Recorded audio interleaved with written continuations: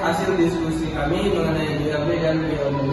Saya Al-Fadhil Aisyah. Saya Dewi Putri. Saya Marsa Mudalin. Saya Dewi Zazkia Putri. Saya Ryan Timo. Selamat menyaksikan.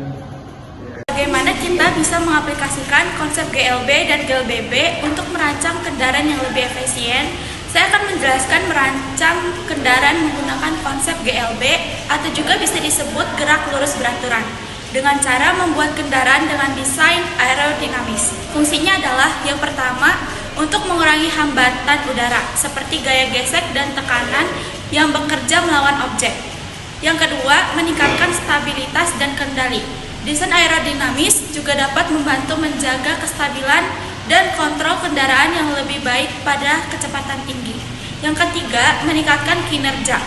Pada kendaraan dan pesawat, desain aerodinamis meningkatkan performa dengan memaksimalkan efisiensi aliran udara yang dapat berpengaruh pada kecepatan dan akselerasi. Yang keempat, dapat mengurangi kebisingan. Desain aerodinamis dapat mengurangi suara yang disebabkan oleh aliran udara yang penting untuk kenyamanan dan komunikasi. Lalu selanjutnya ada dua cara mengaplikasikan konsep GLBB untuk merancang kendaraan, yaitu akselerasi dan deselerasi. Dengan merancang sistem kendaraan yang mengatur akselerasi dan deselerasi secara optimal, yaitu tidak terlalu cepat atau tidak terlalu lambat, sehingga kendaraan bisa mencapai kecepatan yang lebih efisien dan dapat mengurangi konsumsi bahan bakar. Baik, di sini saya akan menjawab pertanyaan nomor 2 dengan soal apa yang terjadi jika percepatan negatif diterapkan pada objek yang bergerak. Lalu berikan contoh. Di sini yang perlu digarisbawahi adalah percepatan negatif. Percepatan negatif adalah perubahan kecepatan yang mengakibatkan si benda itu kecepatannya itu turun atau berkurang.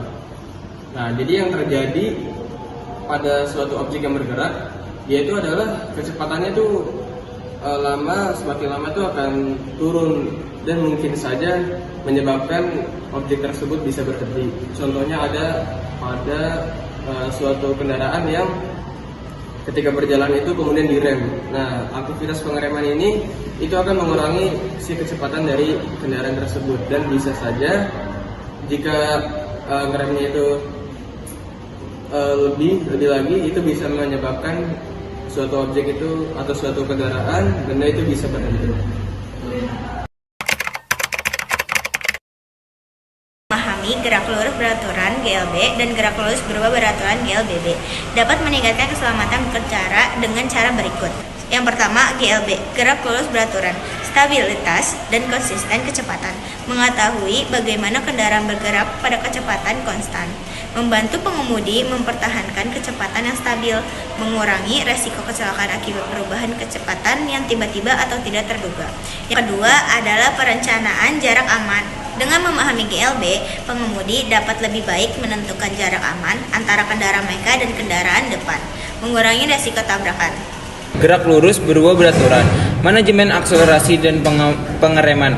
Memahami akselerasi dan pengereman membantu pengemudi dalam mengatur akselerasi secara bertahap dan pengereman yang efektif. Ini penting untuk menghindari pengereman mendadak yang bisa menyebabkan kecelakaan atau hilang kontrol kendaraan. Sistem pengereman regeneratif.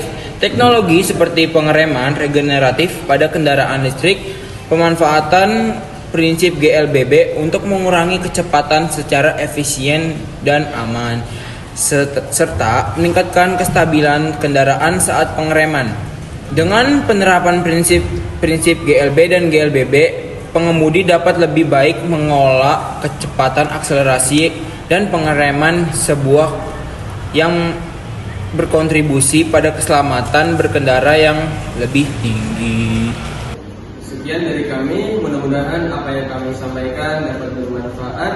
Wassalamualaikum warahmatullahi wabarakatuh.